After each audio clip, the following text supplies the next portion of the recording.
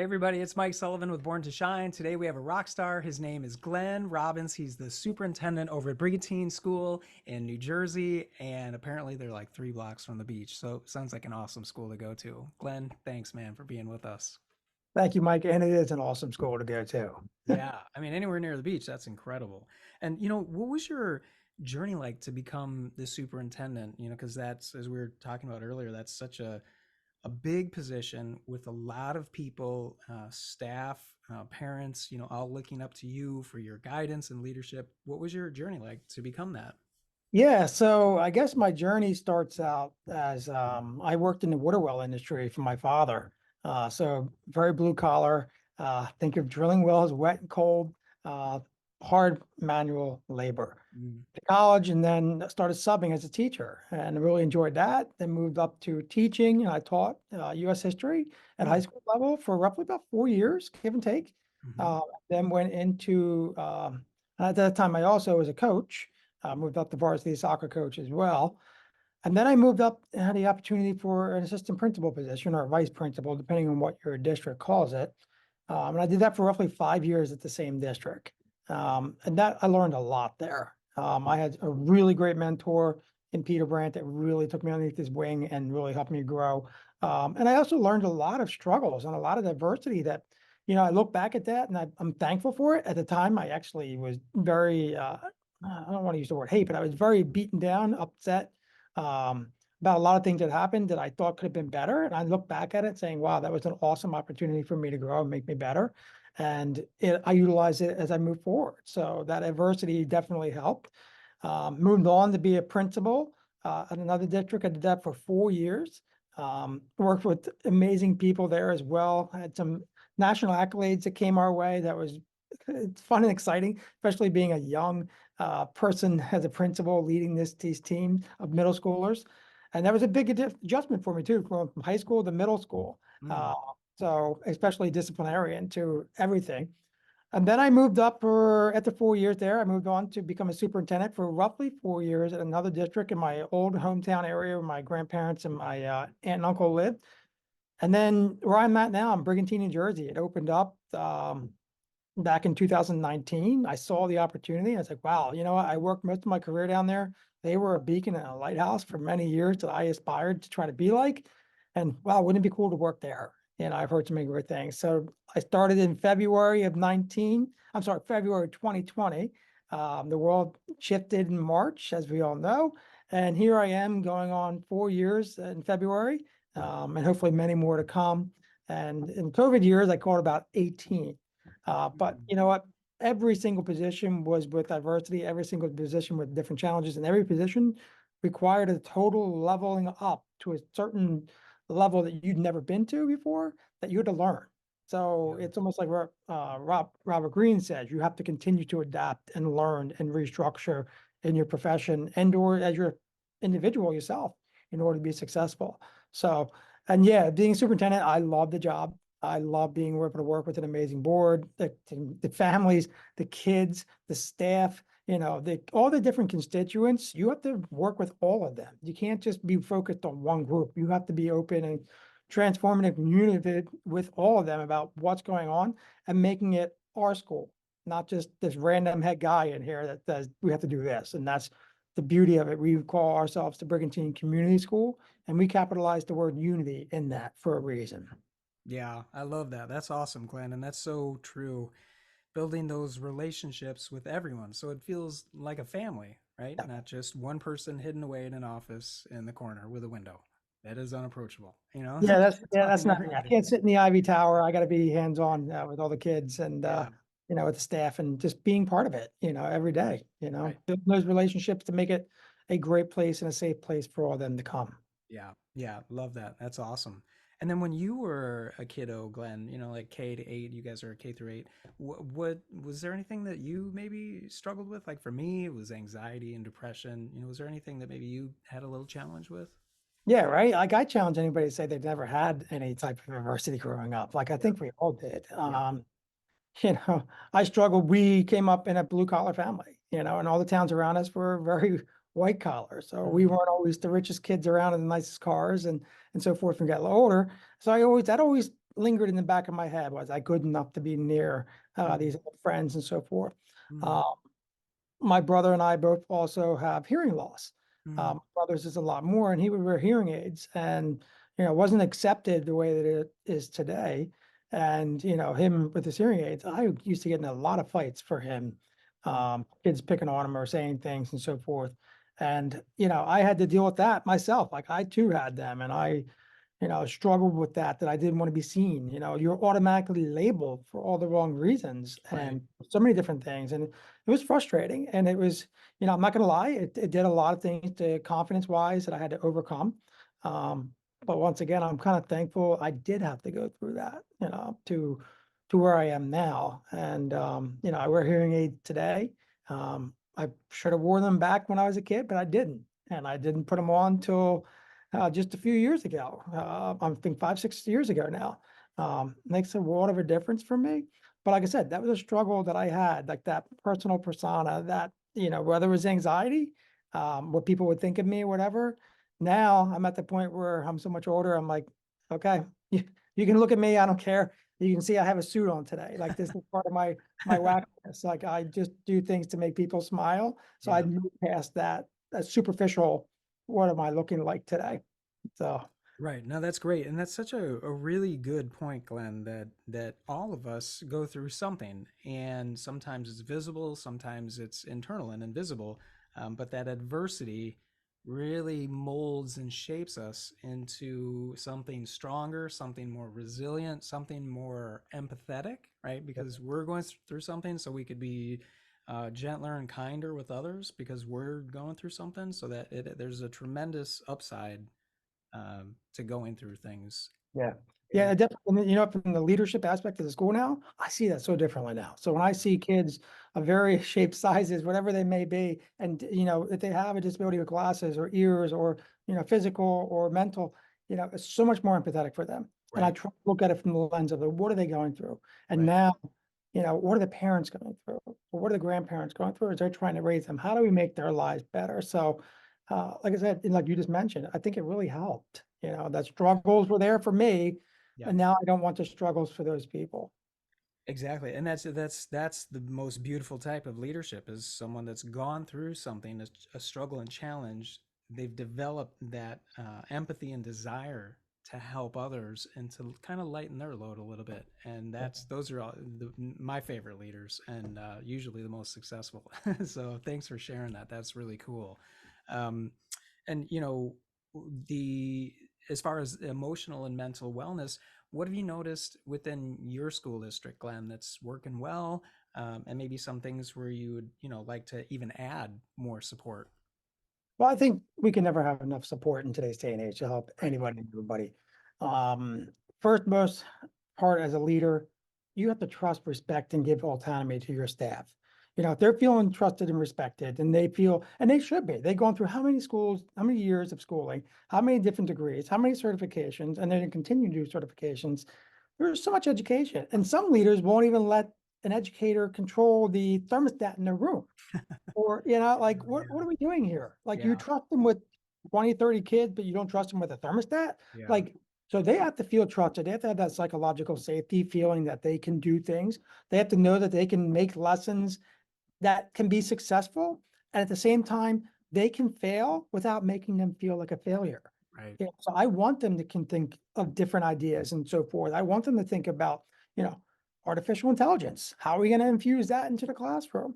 Um, but then it's also giving the spaces for them to need. So we totally redesigned a lot of our spaces, our classrooms, our commons. Pretty much the school's been redesigned. And we used to be 2 schools, now we're 1 due to a bunch of complex issues that has gone on in the world. Um, but the kids had a say in that. They picked all the furniture, and the hmm, staff oversaw that and helped them out with that. So it's all ours. We did a bunch of different murals in the different hallways. We've done a lot of different things structural wise with uh, clubs. We started a surf team. We started an esport team. We started a golf team. We started all these a podcasting room that we're building right now, which is awesome. We give this flex period, which is an ungraded class, for 30 to 40 minutes a day. The kids get to come and pick what they want to do. podcasters, a couple of people from the town came in, talked about, being an influencer. Oh, we have 6th, 7th, and 8th graders now podcasting, and it Mm, has exploded. And you would love it, Mike. You being a podcaster, yeah. you love it. So now we're making a podcasting room for them. We have the BCC channel, which is our Brigantine Community School. So if you type in YouTube, Brigantine Community School, you get to see a different video every day. Friday always has more intricate videos the kid designed. They lead it, they edit it, they publish it all together, and the Cool. teacher oversees that. And how great is that? The majority of it is during an ungraded period, Yeah. because the ultimate grade is somebody watching it, and many people watching it in the real world. It's not like you, me handing in a paper and said, I'll just take the B, see you later. No, they have to put on a really good show. Before this podcast started, I just got to get pulled aside by one of the teachers and said, hey, we just made a giant play. Now we're recording it. And can you please let us borrow one of your wacky outfits that you have? So they did, and they're in that right now. That's awesome. How awesome is that? The Yeah. kids did all of that. Right. So, we do wacky Wednesdays where they can dress down at wacky different things. Monday is Spirit Day, Brigantines, and then like anything Brigantine you wear. And then on Friday is Casual Friday. And then obviously we're in the Philadelphia area, so we do a lot of Philadelphia teams and sports and so forth on those when they're winning and doing well. Um, but we try to make it fun. We try to make it inclusive. I wear crazy outfits. I had an elf on the shelf outfit on yesterday. I was up on the roof. I was on a shelf, couldn't move. You know how hard it is to stand still for an hour or two? Yeah. Little Yeah. kid are staring at you. Are you real? But Wow. I do it And it for was them. cold. Wait, you're in It New was Jersey freezing. and it's It and it it's was freezing. December. Yeah, Woo. it was freezing. So Okay. I'm not gonna Okay. lie, I was cold, but you know what? That kind of helped because after my hand and elbow went numb, it Yeah. just stood there. So I was fine. But I do it for the inner child in them, and I do it for Hmm. the inner child in the staff. Yeah. It makes them smile, and it makes them laugh, and it takes 5 seconds away from whatever they may be going on in their holiday season right now. I did my job because they know that they can do this. And then we started a Grinch video a couple years ago. I teamed up with the local police department, and the world was, kind of crazy. And not that it has gotten any much better, but I said, hey, I want to really make the PD look better for what's going on here in the community. And we Mm. made it. We have just under 300,000 clicks on that thing, Wow. uh, on part one. Then we made part two, and now we're on part three, which comes out this Friday. And it's all kid storyboarded, directed, created, and edited. And we built it in with the Chamber of Commerce. We built it in with the Public Works. We built it in with City Hall. We built it in with fire and police.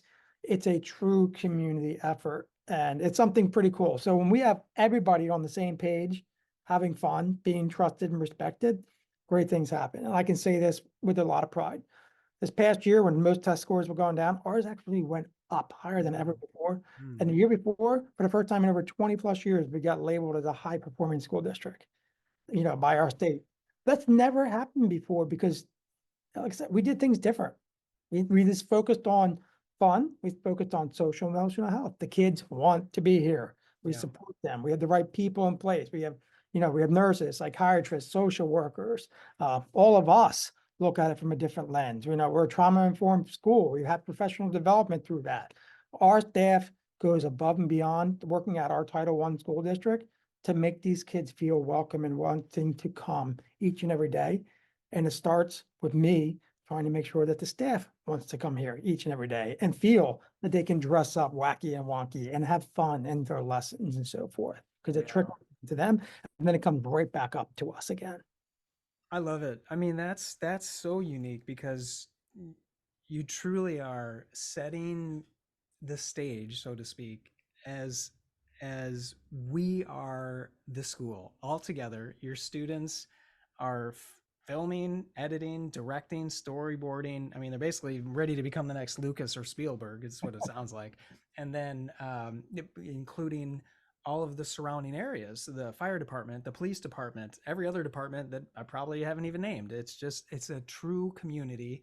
And then you're standing on the roof, nearly freezing to death as an elf. I mean, who Yeah. wouldn't want to go there? That makes you so approachable, and it just shows the humanity and that childlike wonder, right? That they can tap into through you, and then leaving the autonomy for your teachers to do what they want to do and come up with lessons plans and stretch things. That's yeah, Yeah. you're really It's that not it's just the pretty. elf. We do the Grinch.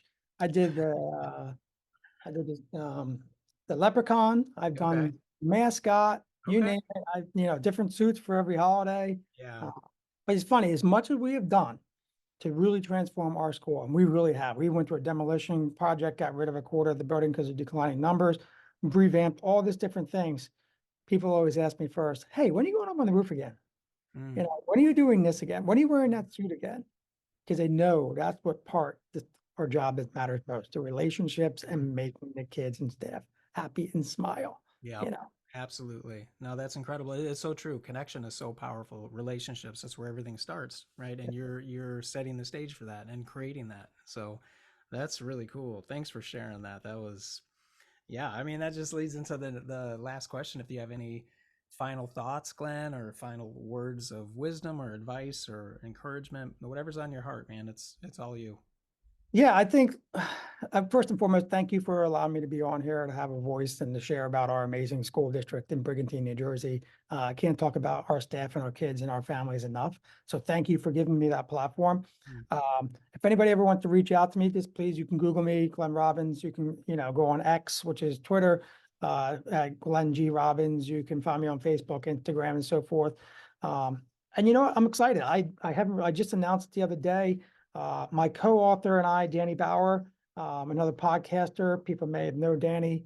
We have a new book coming out. It's my first book. People have asked me for years to write one. I went to Danny back in 2018 and said, "Hey, let's do a book about Stoicism and leadership."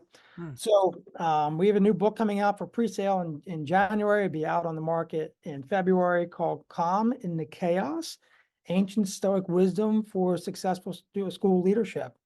And I don't think it's ever been more appropriate than right now. We Right. live in a crazy world where there is a lot of screaming, there is a lot of anger, there is a lot of educators who are beaten down. There are a lot of leaders who are new to the position and or have been on the position for a long time who are encountering way many different ideas and things that they've never had to deal with before. So we try to give them an avenue of, hey, it's not going to be perfect and you're not going to be stonewall, but it's putting your emotions in the right spot and going through different practice scenarios and exercises that you can use with your team, you can use with yourself as a reflective exercise, and realizing that leadership several thousand years ago, like Marcus Aurelius, right? Let's look at him real fast. Emperor of Rome, a pandemic, people Machiavellian trying to backstabbing, his own best friend had a coup against him. Mm. And yet he's still the leader. Does that sound familiar to anything going on in education today? Mm. Oh, it does. So that's 3,000 years ago. And how did he handle that adversity? How did other Stoics handle that? And we give a lot of leadership perspectives in that. So, like I said, be on the lookout for that. Calm in the Chaos, the ancient Stoic wisdom for successful school leadership.